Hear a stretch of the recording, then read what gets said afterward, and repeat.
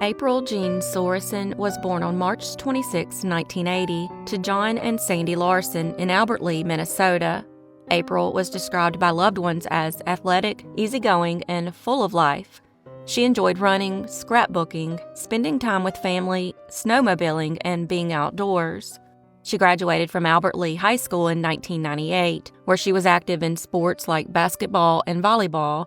After high school, she attended Mankato School of Cosmetology and began working at the JCPenney salon in Mankato, where she spent 3 years before relocating to Rochester, Minnesota. On August 24, 2003, April married Josh Sorensen. Afterward, they settled in Northwest Rochester. April worked at the JCPenney salon for another 2 years before taking a job with UPS and enrolling at Rochester Community and Technical College, where she was pursuing a degree in dental hygiene. On April 17, 2007, April's routine day ended in a tragedy that shocked her family and the Rochester community. That morning, she had worked her regular early shift at UPS from 4 to 8 a.m., then attended class from 10 to 10:50 a.m. She returned home afterward, giving a narrow window before a scheduled visit from a cable TV repairman at 12:30 p.m. When the technician arrived, he noticed smoke coming from a window of the home and immediately called 911. First responders arrived quickly and extinguished the fire. They would then discover a horrifying scene. April was dead in her bedroom, but not from smoke inhalation. She had been strangled to death, stabbed in the torso, and her throat was slashed. They determined the fire had been deliberately set, likely to destroy evidence and conceal the crime. Investigators were able to quickly rule out both April's husband, Josh, and the TV technician. Josh had a solid alibi. He was at work at IBM. They were able to verify this because IBM uses secure access systems to track employee movements. The technician's timeline also checked out. He had just arrived at the home and called 911 as soon as he saw smoke. The Rochester Police Department, with assistance from the FBI and the Minnesota Bureau of Criminal Apprehension, launched a comprehensive investigation. Over 300 people were interviewed, and the neighborhood was canvassed multiple times. Unfortunately, much of the physical evidence may have been destroyed in the fire, although some DNA was recovered. Authorities have never disclosed what type of DNA was found or where it was located, which continues to raise questions.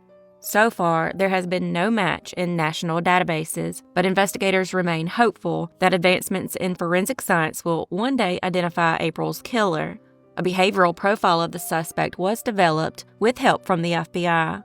Former Captain Brian Winters described the likely offender as a single male who could easily blend into residential neighborhoods and had experience breaking into homes. The suspect was believed to have a history of burglary, theft, and trespassing, and was most likely impulsive, entitled, and possibly committed the crime with no direct motive. One strong suspect has been considered over the years, someone who is currently incarcerated for an unrelated crime. Despite this, the case has not moved forward due to insufficient physical evidence. Police have continued to investigate, holding regular case reviews and following up on tips.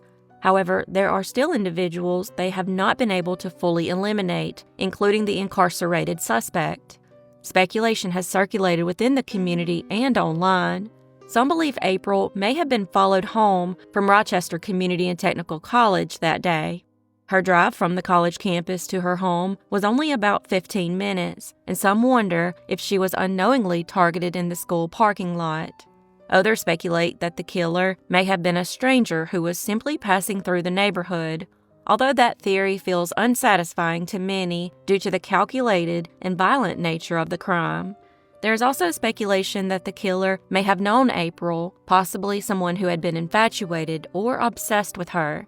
April was known and loved by many, and there has never been any public indication of tension in her personal life. But if someone was secretly watching her or growing obsessed, they may have used her predictable schedule to plan the attack.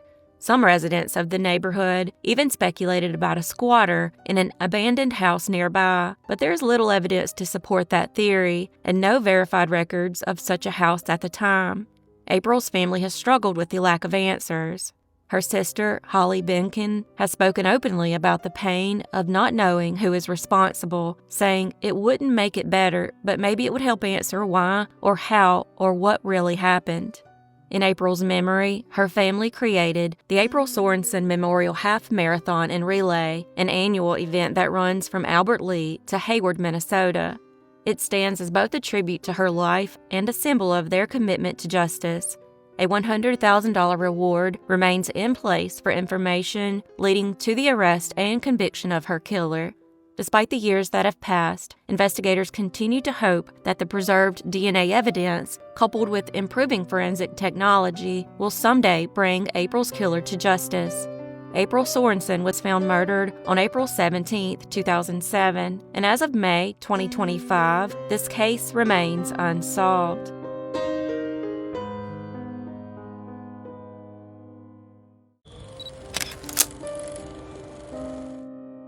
Christopher Wayne Mayo was born on December 18, 1982, to James and Dawana in Houston, Texas. Chris grew up in Pasadena and graduated from Pasadena High School in 2001. He was a quiet, good-hearted guy who loved his family and had a natural way of making people feel comfortable. After high school, he planned on becoming a process operator at a petrochemical plant and even went to San Jacinto College for a while. But in 2003, he decided to join the Army instead. Chris served 2 tours in Iraq, surviving some close calls, including a rocket-propelled grenade that barely missed his Humvee in Ramadi. After everything he went through overseas, he finally made it back home just 4 months before tragedy struck. He had moved back in with his parents in Pasadena and was planning a future with his girlfriend, Maritza Sauceda. On the night of November 10, 2007, Chris and his dad stayed up late, watching videos from his time in Iraq and just talking. Around 4 a.m., they both decided to call it a night. A few hours later, when James woke up, Chris wasn't in the house. Not long after, the police called with the news no parent ever wants to hear. Chris had been found shot in the head inside his Cadillac, parked at an apartment complex in the West Chase area of Houston. The car had been set on fire, and tragically, his beloved dog Boudreaux, a 9-year-old Catahoula, was found dead in the back seat. Officers found Chris's pistol inside the burned car, a gun he had borrowed from his grandmother months earlier for protection when his dad was away on long trucking trips. His death completely shattered his family. Chris had survived Iraq only to lose his life back home in Texas. He was still on active duty, looking forward to deer season and excited about sighting in a new rifle his dad had just gotten him. Sadly, he never even got the chance to use it. Police ruled his death a homicide, but had no suspects or a clear motive. His phone and MP3 player were still in the car, untouched, which made robbery seem unlikely. His dad believes Chris must have seen something that pulled him outside early that morning, possibly something involving his new car. It just didn't add up, especially since Chris never would have taken the dog out for no reason. He was careful not to mess up the car's interior.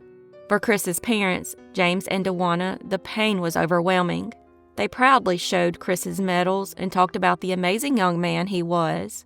They worked with the Army to bury him with full military honors at the Veterans War Memorial in Northwest Houston. Chris's dad summed it up best. He didn't deserve what he got.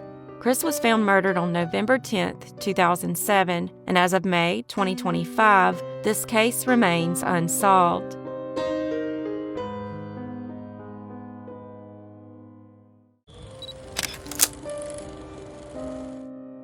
At 49 years old, Crystal Beale was a beloved mother of 2, well known for her creativity, warmth, and resilience. On the evening of February 21, 2025, she joined her former partner and their son for a family dinner at a restaurant in the Sunnybank suburb of Brisbane, Queensland, Australia. Surveillance footage from that night captured Crystal walking through the restaurant wearing a long, slim-fitting white dress, beige sandals, and carrying a brown leather satchel. After dinner, they briefly stopped at an address in Annerley before Crystal was dropped off by her ex at Ryan Street in the West End around 9:30 p.m. Police believe she may have been planning to meet with her ex again later that night, but after being dropped off, she walked out of sight of the surveillance cameras and was never seen alive again. The following morning at 5:40 a.m. on February 22nd, a rower discovered Crystal's body in the Brisbane River near the Brisbane Corso in Yearning.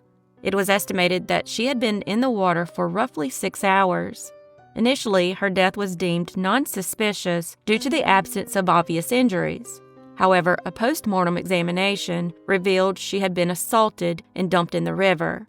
After receiving that information, police reclassified her death as a suspected homicide. Investigators began poring over 1,000 hours of surveillance footage, hoping to find a clue, but they couldn't find footage of her walking the route from Ryan Street to the river. Could this mean that she was abducted or got into a vehicle with someone she knew? It's of note that her ex-partner has not been ruled out, making some wonder if he had something to do with her murder. This theory is helped by the fact that she had taken out a domestic violence order against him, but at the time of her murder, the order had expired. They also interviewed friends and family, but unfortunately, it led nowhere. Several of her personal belongings were found at Orley Park, not far from the riverbank, and one of her sandals was recovered from shrubbery on Ryan Street.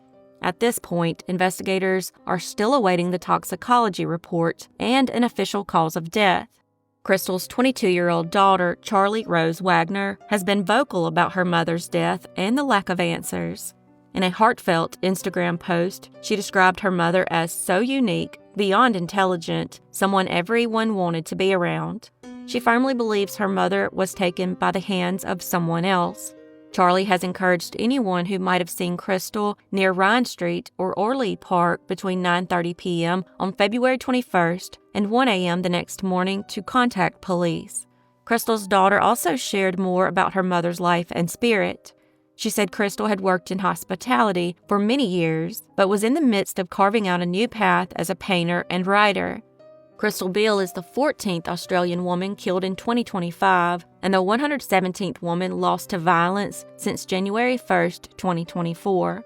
Her family is still waiting for justice and clarity, hoping that someone will come forward with the information that can finally explain what happened to Crystal that night. The Queensland Police Service continues to seek witnesses and/or surveillance footage from the West End, particularly in the areas around Ryan Street and Orley Park, between 9:30 p.m. on February 21st and the early hours of February 22nd. Crystal Beale was found murdered on February 22nd, 2025, and as of May 2025, this case remains unsolved.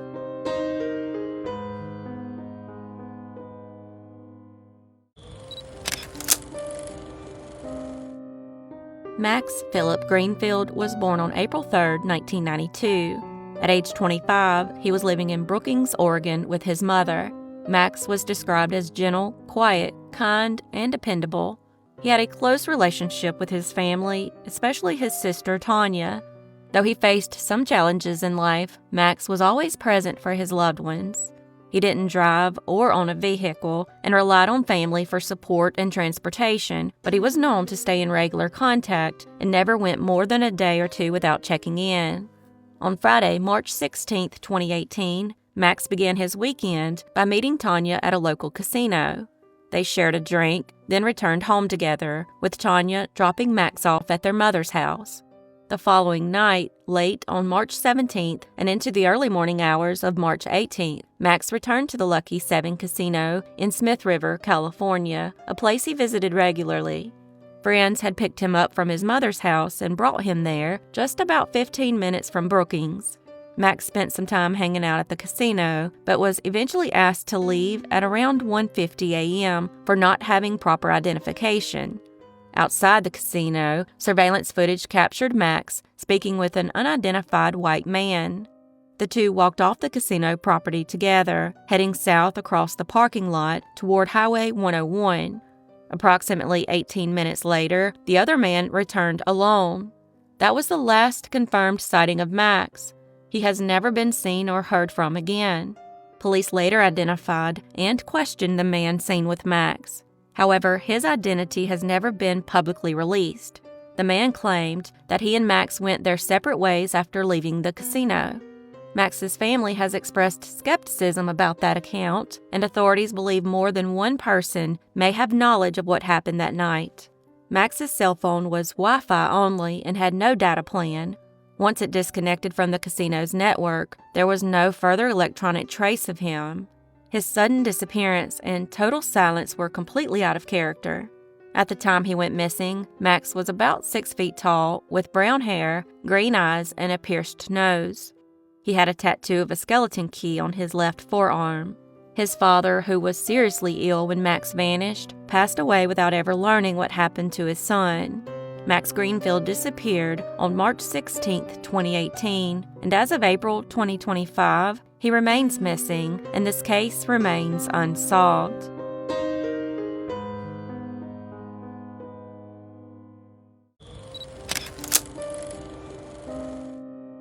Tiffany Jennifer Papesh was born on July 2, 1971. At 8 years old, she lived with her family in Maple Heights, Ohio, a suburb of Cleveland. It was a quiet, working-class neighborhood where kids still rode bikes and ran quick errands to the corner store. On the afternoon of June 13, 1980, Tiffany was asked to walk to the nearby convenient food mart to buy hamburger buns. It was a simple trip, just half a block from her home, and something she had done before. The Papesh family was busy getting ready for a camping trip and planned to leave at around 6 that evening.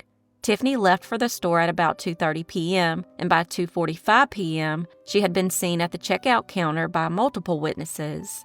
She purchased the buns, smiled politely, and walked out the door, never to be seen by her family again. Her father, Frank Papesh, had just arrived home from work and expected Tiffany to be back already. After waiting about 20 minutes, he and his son Ricky headed to the store to find her. When she wasn't there and no one had seen her, Frank panicked and went to the police, but he was told he had to wait 24 hours before filing a missing persons report.